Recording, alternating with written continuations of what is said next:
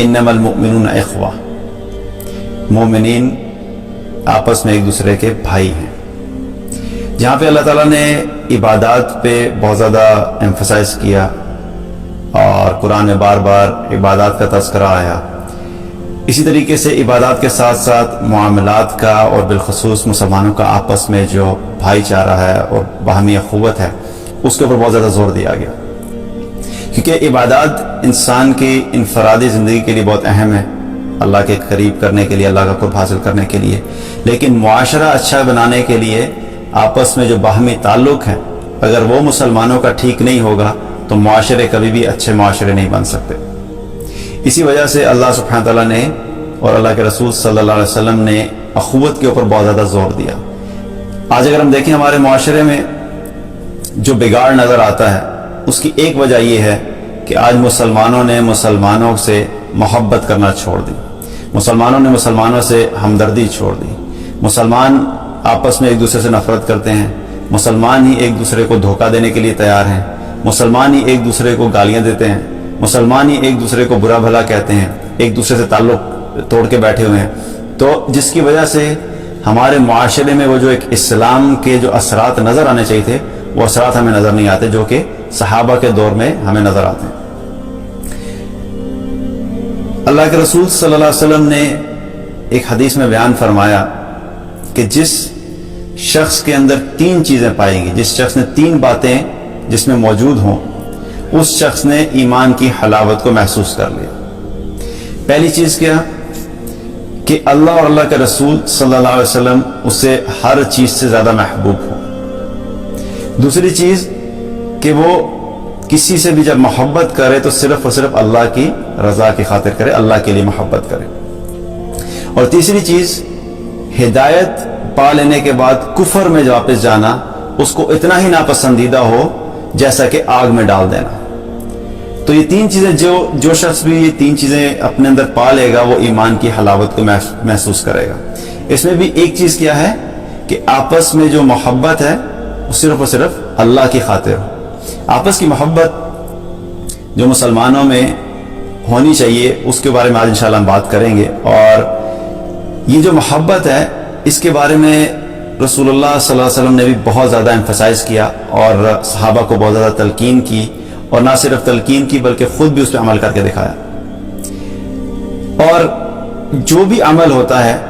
یہ اللہ کا بڑا کرم ہے اور اللہ کی طرف سے ہمارے پر ایک رحمت ہے کہ اللہ سبحانہ تعالیٰ نے جب اعمال کا تذکرہ کیا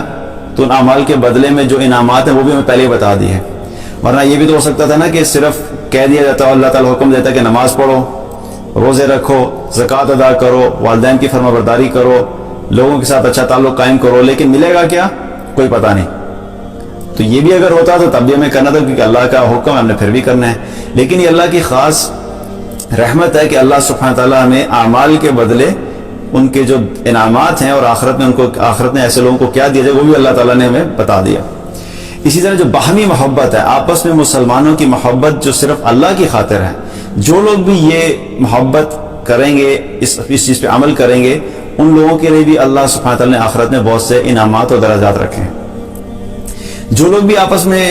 جو مسلمان اللہ کی رضا کے لیے محبت کریں گے، ایک انعام ان کے لیے کیا ہے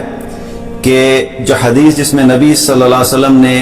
7 لوگوں کا تذکرہ کیا کہ قیامت کے دن اللہ سبحانہ تعالیٰ 7 طرح کے لوگوں کو اپنے عرش کے سائے کے تلے جگہ دے گا جس دن اللہ کے عرش کے سائے کے علاوہ کوئی اور سایہ نہیں ہوگا۔ ایک کیٹیگری ان میں سے ان لوگوں کی ہے کہ آپ صلی اللہ علیہ وسلم نے فرمایا کہ وہ 2 شخص جو اللہ کے لیے آپس میں محبت کرتے تھے، اللہ کی رضا کے لیے اکٹھے ہوئے اور اللہ کی رضا کے لیے جدا ہوئے۔ تو یہ لوگ کون ہوں گے؟ جن کو اللہ سبحانہ تعالیٰ قیامت کے دن اپنے عرش کے سائے کے نیچے جگہ دے گا۔ اور ہم سب کی یہ ضرورت ہے کہ ہم قیامت والے دن اللہ کے عرش کے سائے کے نیچے ہوں، کیونکہ وہ دن بڑا خوفناک ہے، بڑا ہولناک ہے۔ اس میں ایک اس کی جو کیفیت ہے کہ ہر انسان بھاگ دوڑ میں ہوگا، کسی کو کسی کی کوئی پرواہ نہیں ہوگی، ماں باپ اپنے بچوں کو نہیں پہچانیں گے، بچے اپنے ماں باپ کو نہیں پہچانیں گے، میاں خامد اپنی بیوی کو نہیں پہچانے گا، بیوی اپنے خامد کو نہیں پہچانے گی، دوست یار جو دنیا میں اتنے قریب ہوتے ہیں اور ہر وقت مدد کرنے کے لیے تیار ہوتے ہیں وہاں پہ وہ بھی ایک دوسرے کو پہچاننے سے انکار کر دیں گے۔ کچھ لوگ جو جب سورج ہے سورج 1 میل پہ لے آیا جائے گا. کچھ لوگ اپنے گناہوں کی وجہ سے پاؤں تک پسینے میں ڈوبے ہوں گے, کچھ اپنے کمر تک پسینے میں ڈوبے ہوں گے, کچھ لوگ اپنے بالکل چہرے تک پسینے میں ڈوبے ہوں گے, اور ایک عجیب خوف کی کیفیت ہوگی. اس وقت اس گرمی سے بچنے کے لیے ہماری کیا ضرورت ہے کہ ہمیں اللہ کے عرش کا سایہ چاہیے. تو یہ ایک طریقہ ہے, یہ ایک کیٹیگری ہے کہ ہم اگر آپس میں مسلمان اللہ کی رضا کی خاطر محبت کریں گے, ہم اس عرش کے سائے کے نیچے اللہ تعالیٰ ہمیں ان لوگوں میں شامل کرے گا اور اس عرش کے سائے کے نیچے ہمیں جگہ ملے گی. اسی طریقے سے ایک اور حدیث میں آتا ہے, نبی صلی اللہ علیہ وسلم نے فرمایا کہ قیامت کے دن اللہ تعالیٰ لوگوں کی طرف متوجہ ہوں گے اور اعلان کریں گے, این المتحابون این المتحابون بجلالی. اللہ تعالیٰ اعلان کریں گے کہ کہاں ہیں وہ لوگ جو آپس میں میری عظمت کی وجہ سے محبت کرتے تھے. اور پھر فرمائیں گے اللہ سبحانہ تعالیٰ کہ آج میں انہیں اپنے عرش کے سائے کے نیچے جگہ دوں گا جس دن میرے عرش کے سائے کے علاوہ اور کوئی سایہ موجود نہیں ہے. تو یہ سبحان اللہ, اس میں کیا پتہ لگتا ہے کہ پہلی چیز کیا ہے کہ آپس میں محبت ہونی چاہیے, صرف تعلق نہیں. ایک ہوتا ہے ہم ایک دوسرے سے تعلق رکھتے ہیں, جان پہچان, اچھا میں اس کو جانتا ہوں مجھے جانتا ہے, دو مسلمان آپس میں ایک دوسرے کو جانتے ہیں, لیکن محبت نہیں ہے. یہاں پر اللہ سبحانہ تعالیٰ کیا فرما رہے ہیں, این المتحابون بجلالی,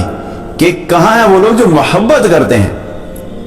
کس وجہ سے؟ پہلی شرط یہ ہے کہ آپس میں محبت ہونی چاہیے, اور دوسری شرط کیا ہے, بجلالی یعنی میری عظمت کی وجہ سے محبت ہو. یہ محبت کوئی غرض کی نہیں ہونی چاہیے, اس میں کوئی اپنے بینیفٹس کی وجہ سے کسی سے محبت نہیں ہونی چاہیے. یہ محبت اس لیے نہیں ہے کہ مجھے اس سے کوئی فائدہ حاصل ہوگا اور اس کو اس سے مجھے کوئی فائدہ حاصل ہوگا. یہ محبت صرف اور صرف اللہ کی عظمت اور اللہ کی رضا کی خاطر محبت ہے. وہی لوگ ہوں گے جن کو اللہ تعالیٰ اپنے عرش کے سائے کے نیچے جگہ عطا فرمائے گا.